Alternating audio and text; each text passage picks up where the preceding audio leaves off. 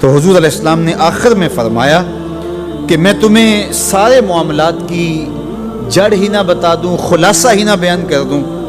قلت بلا یا نبی اللہ، میں نے کہا اے اللہ کے نبی کیوں نہیں؟ فاخذ بلسانہ، حضور نے اپنی مبارک زبان کو پکڑا، فقال، اور فرمایا کف علیک ھذا، کہا اس کو روک لے، اس کو کنٹرول کر۔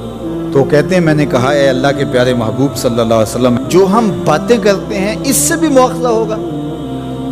یعنی عمل پر تو پکڑ ہوگی، لیکن جو ہم زبان سے بات نکال دیتے ہیں تو کیا اس بات پر بھی مواخذہ ہوگا؟ تو حضور علیہ السلام نے ارشاد فرمایا کہ لوگ منہوں کے بل یا ٹھوڑیوں کے بل جہنم میں ڈالے جائیں گے، یہ ان کے بولے ہوئے بولوں کی وجہ سے ہوگا، ان کی زبان کی کمائی کی وجہ سے ہوگا۔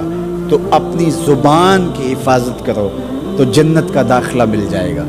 تو گویا زبان کی حفاظت سے لے کر کے اللہ کے حضور سجدے تک اور اللہ کی عبادت تک، یہ ہے وہ نصاب جو جنت میں جانے کا ہے۔ اللہ ہم سب کو 5 گانا باجماعت نماز کی توفیق دے، اللہ ہمیں توفیق حج کی نصیب کرے، اللہ ہمیں رمضان المبارک کے روزے رکھنے کی توفیقات سے مالا مال کرے، اللہ اپنی راہ میں جد و جہد اور جہاد کی توفیق سے مالا مال کرے، اور اللہ ہمیں ہماری زبان کی حفاظت کی توفیق دے تاکہ ہم خیر کی راہوں کے مسافر رہیں۔ کچھ لوگوں کی عادت ہوتی ہے کہ وہ بہت زیادہ چیخ چیخ کے بولتے ہیں اور بلند آوازی سے گفتگو کرتے ہیں۔ یہ عادت بچپن سے انسان کے اندر پیدا ہو جاتی ہے، پھر آہستہ آہستہ آہستہ آہستہ یہ زندگی کا حصہ بن جاتی ہے، پھر وہ اپنے آپ کو روکنا بھی چاہے تو روک نہیں سکتے۔ اس لیے بچوں کو اس سے منع کر دینا چاہیے کہ وہ چیخ کر نہ بولیں، چلا کر نہ بولیں، درمیانی آواز سے گفتگو کریں۔ تو کہا اپنی آواز کو پست رکھو، اور یہ ممبر و محراب کے مالکوں کو بھی خاص طور پہ اس بات کا بہت خیال رکھنا چاہیے کہ ان کی آواز لوگوں کے کانوں پر بوجھ نہ بنے۔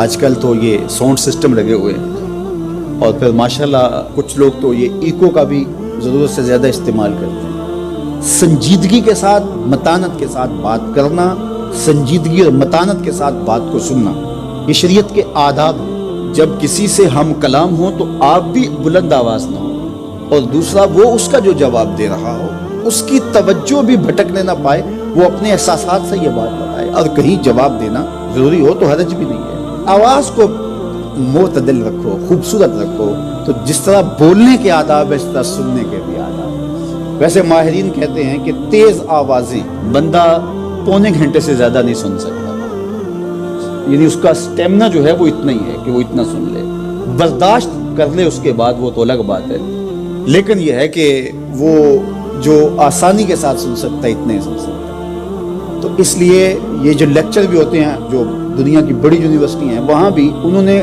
لاکھوں روپے دے کر کے دنیا کے ماہرین بلائے ہوتے ہیں مختلف مضامین پر، لیکن پیریڈ کا دورانیہ یہ نہیں ہوتا ہے وہ 3 گھنٹے کا لیکچر دے رہے ہیں۔ انسان کی جو ہے وہ ایک کیپیسٹی ہے، اس سے آگے نہیں وہ بڑھ سکتا۔ اور مجھے بتائیے انسان کو بنانے والے سے بہتر کون بتائے گا؟ قرآن بتاتا ہے، کیا بتاتا ہے؟ وَغْضُضْ مِنْ صَوْتِكَ، اپنی آواز کو پست رکھو۔ باقی اس کے الگ احکام ہیں کہ اذان دے رہے ہیں، آپ کسی کو پکار کر رہے ہیں، جنگ میں رجز ہے یا کوئی اور بات ہے۔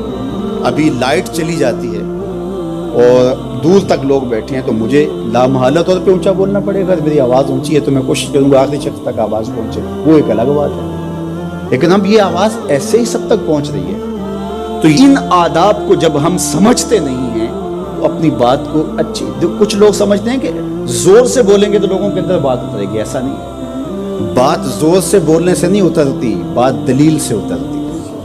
رومی علیہ رحمہ فرماتے ہیں کہ بادلوں کے گرجنے سے نہیں، پھول کھلتے ہیں بارش کے برسنے سے۔ تو بارش برسے گی تو پھر پھول کھلیں گے، بلکہ وہ جتنی آہستہ آہستہ برسے گی اتنی ہی جذب ہوتی چلی جائے گی۔ سہج پکے سو میٹھا۔ اس لیے اپنے لہجوں کو خوبصورت بھی بنائیے، اپنے لفظوں کا انتخاب بھی اچھا کیے، اور اپنی آواز کو پست بھی رکھیے۔ لوگوں کے کانوں پر آپ کی